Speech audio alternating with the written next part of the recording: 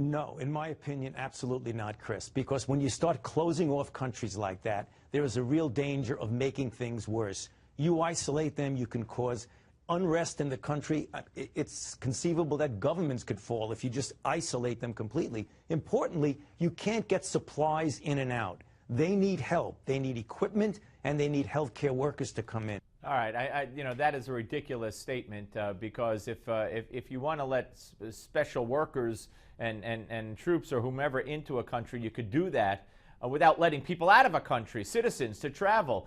Joining us now is former Republican House Majority Leader Tom DeLay. Hello, Congressman.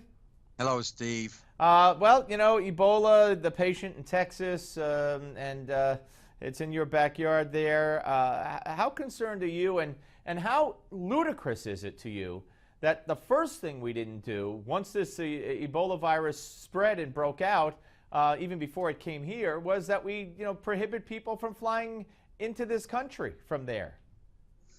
Well, Steve, this is just so frustrating and exasperating. Once again, we can't trust our president nor our government to do the right thing. I mean, even in this, which they are set up to do, they're set up to take care of epidemics. They're set up to control epidemics and contain them, and yet they can't seem to get beyond their liberal leadings and not understand that if you're going to stop this virus, you've got to stop it at its source, and they've said they're going to do that. But at the same time, if you're stopping it at the source, you don't let it come on to the United States or anywhere else in the world. You stop it, and then you open up travel back and forth. We can't believe everything they're telling us. You know, I've got so many questions about Ebola, how it's contracted. They say that you have to actually touch somebody or touch somebody's bodily fluids. Yet this cameraman that they're bringing over now, right? Was he touching people's bodily fluids? Did he touch a doorknob? We know nothing. So we can't believe what they're telling us, and certainly we can't be confident that they're doing the right things. Right, and Congressman, I've had doctors, specialists on this show who cannot with certainty guarantee that this is not either airborne now or will turn airborne, because I'm told it's a virus and you never know. So all these stories that, oh, the only way you could get it is blah, blah, blah, I don't buy it. And you know what, I want, as we take to the air here, CNN is now glorifying the man who has Ebola in the Dallas area hospital. He came to reunite with a former lover. You know what? He had no business getting on that plane. He knew what he did, allegedly. He knowingly lied, allegedly, to the Liberian people and signed that document when he, in fact, took care of a pregnant woman with Ebola. He had no business coming here. Now he's a folk hero.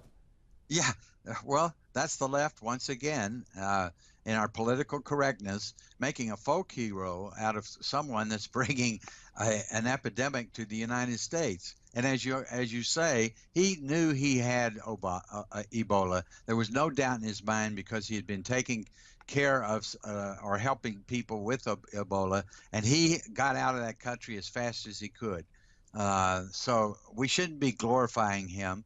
And certainly, if he does live, and we hope he does, then he ought to be prosecuted. Yeah, absolutely. All right, let's talk about this revelation, this book by Leon Panetta, Congressman, where he really blasts the president and puts an end to this fiction that, you know, oh, we couldn't get a sofa, and we tried, and blah, blah, blah. And everybody in the administration that meant anything was telling General Obama, don't do it this way, keep the troops there. And he apparently is the only one who wanted no part of it.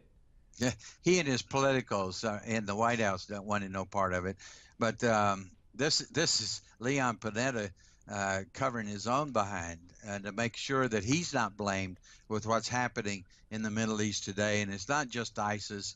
It's this whole the president just refuses to acknowledge that we are in a war on terror all over the world, and certainly all over the Middle East. And he has completely disregarded it and been in denial, or he doesn't want to do anything about it. Who knows what his motivations are? But what I do know is we're in this mess now because of Obama, and Leon Panetta just proves it in his book.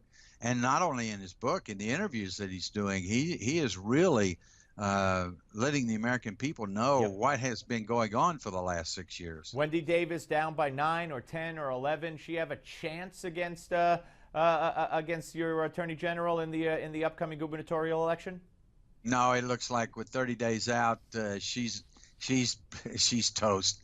What I'm focused on is the Senate races around the country, and we're doing pretty well. I just wish the Republicans had stood on principle more and not just run their campaigns against Obama and hang Obama around the necks of the Democrats. I think we would be doing much better now. You've been a big proponent of that for a long time, and Obama did them a favor by saying that even though I'm not running, all my policies are on the ballot. So that kind of helps right there. Congressman, great to talk to you again, sir. Appreciate your time.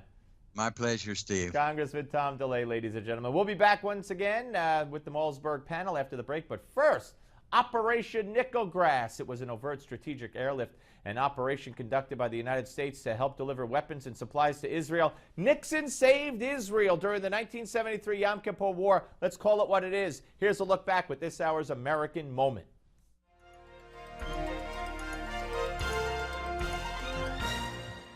On October 6, 1973, while the nation of Israel observed Yom Kippur, the holiest day of the year for Jews, the combined military forces of Egypt and Syria launched a simultaneous and surprise attack on Israel's southern and northern borders. Within days, the Israeli army found itself in retreat, losing a third of its equipment and outnumbered by the enemy 3-1. As he could not believe, he said, "We cannot stop them." Recognizing their very existence was at stake, President Nixon moved quickly to resupply our ally Israel and their besieged army. With an around-the-clock airlift of U.S. military support, the tide of battle shifted, and soon the Israeli armies were advancing into both Syria and Egypt, with Israeli General Ariel Sharon's tanks threatening Egypt's Third Army with annihilation. The Soviet Union, who were supporting the Arab armies, quickly called upon President Nixon to stop the Israelis' advance or risk a larger war. The president intervened, saved the Egyptian army, and then used the opportunity to convince Egypt's President Anwar Sadat to seek a peaceful solution to a conflict that had plagued the region for decades. You're watching An American Moment on Newsmax TV.